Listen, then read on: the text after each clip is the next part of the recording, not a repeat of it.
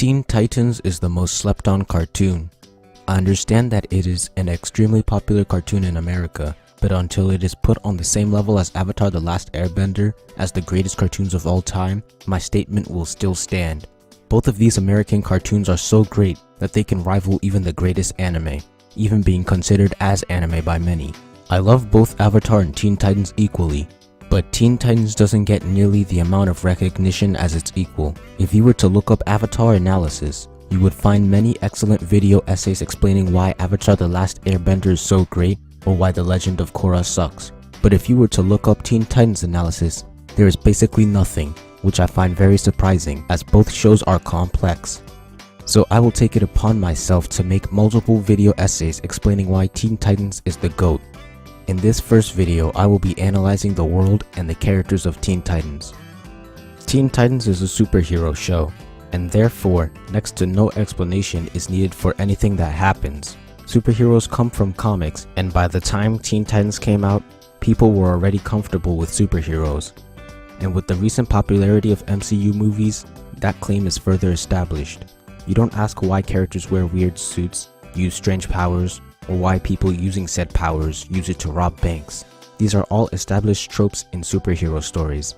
By being a superhero cartoon, Teen Titans doesn't need to exposit or give long-winded explanations about the world. Teen Titans also uses its superhero world to create its own unique style of diversity that doesn't feel forced in for attention. Instead of Cyborg being some token black character, he's different because more than half of his body is robotic. Beast Boy is different because he has green skin and can shapeshift into animals. Starfire is different because she comes from a different planet. And Raven is different because her powers are connected to her emotions, forcing her to be basically emotionless to keep them under control. This type of diversity could only be possible and happen so naturally in a world of superheroes.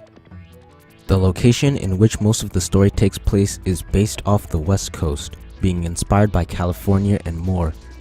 Meanwhile, DC stories take place in the East Coast, being inspired by New York.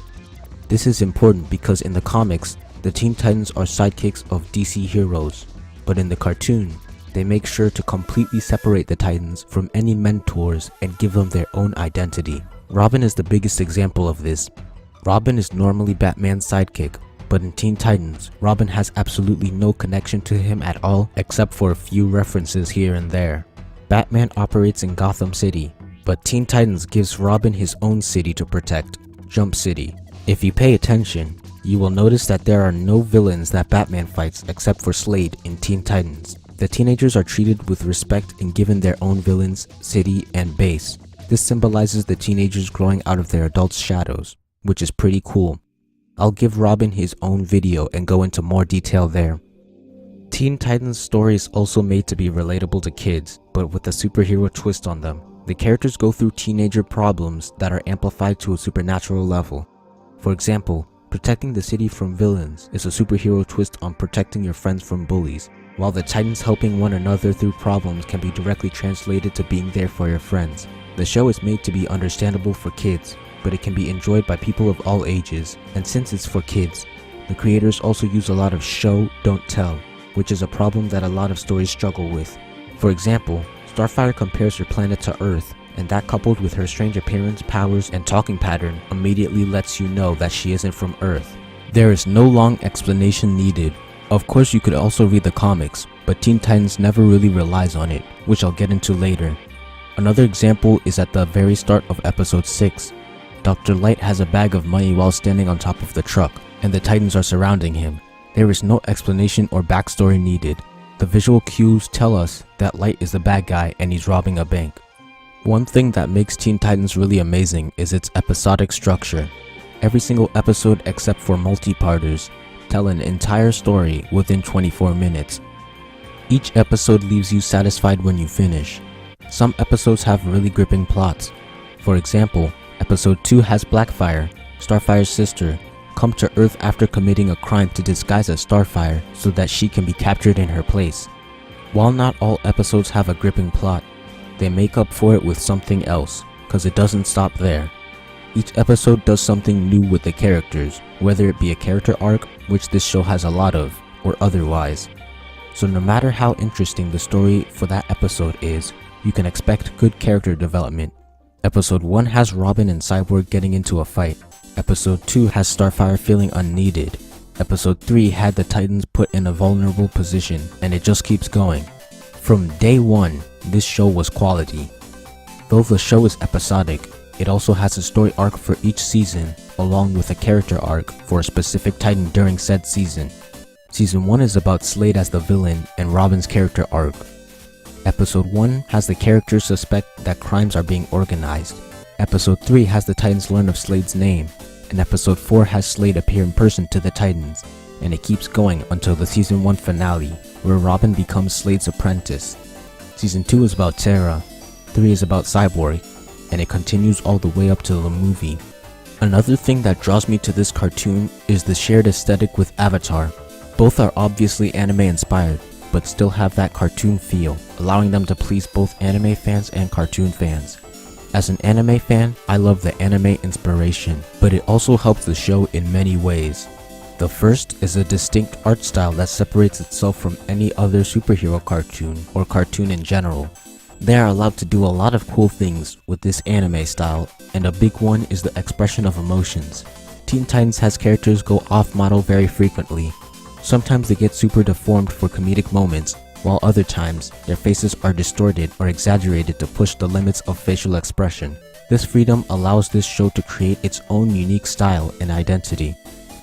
The next thing that the anime style allows Teen Titans to do is to create stylistic and badass character designs.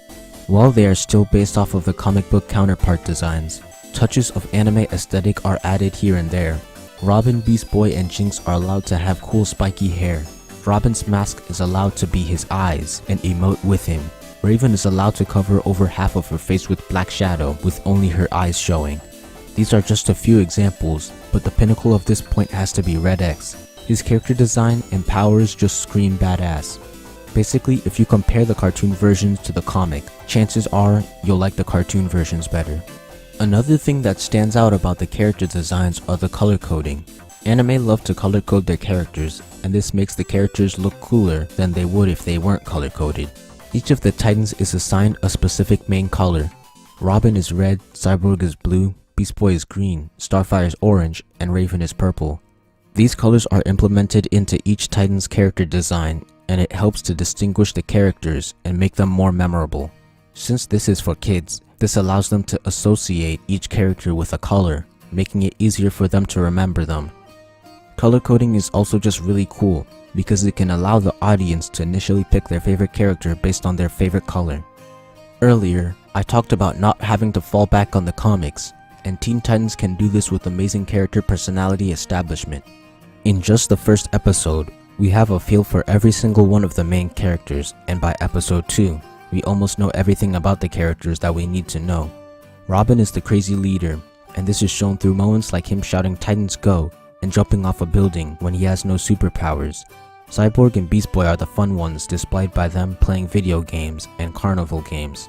Cyborg is also like a secondary leader and the mechanic, shown by the way he occasionally commands the Titans and the way he temporarily fixes himself in episode 5.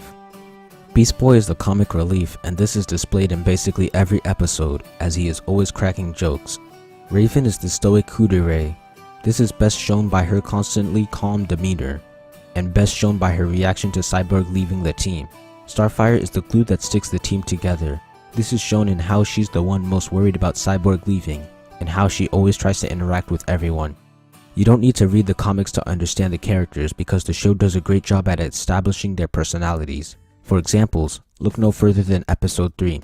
The Hive are introduced in that episode, and in those 24 minutes, I feel like I know what each character is like, and they weren't even the main characters of the episode. They were the villains. The episode focused on the Titans, but that didn't stop them from introducing and establishing strong and memorable characters. And the show does this with nearly all of the villains. The voice actors are also a big part of getting a good grip on the characters, but that's for another video. Another thing that helps establish the characters' personalities is their unique rooms. Cyborg has a lot of electronics and tools in his room, while Raven's room is dimly lit with books and sculptures. Each room is designed to fit the character's personality, which is a minor but nice and thoughtful addition. The main characters of Teen Titans were created to be familiar and relatable to kids. Each character has a kind of school trope that they play.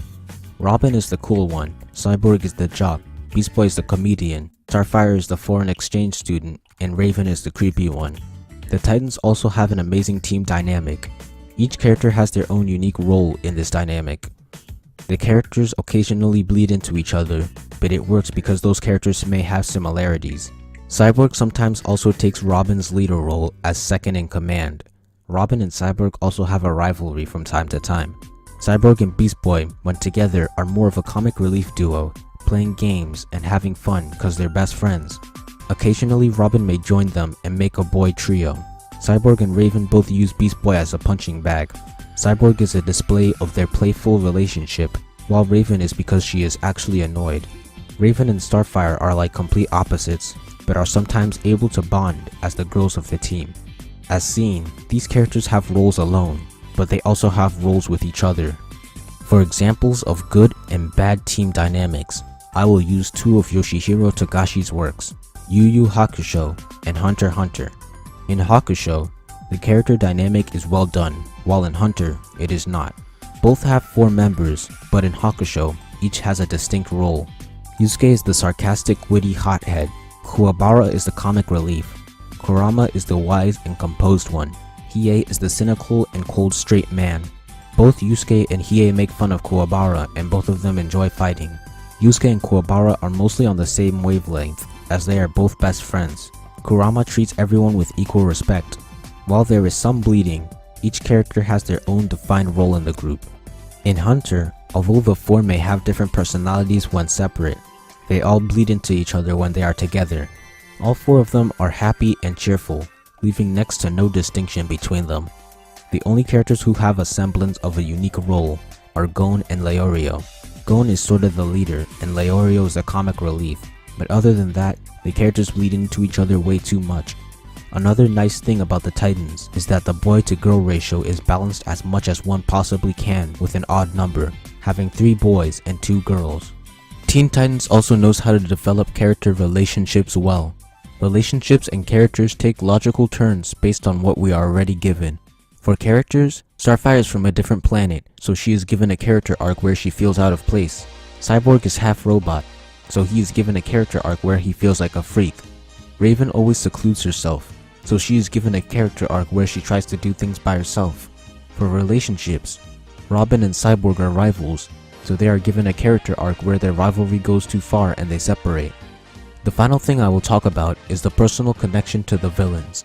The villains aren't just objects to move the plot forward. The villains are actual characters. For example, episode 4 has lightning and thunder causing destruction for fun. Beast Boy has to be the one to teach them that what they are doing is wrong, and by the end of the episode, they learn their lesson. Slade isn't just some villain. He helps Robin progress as a character.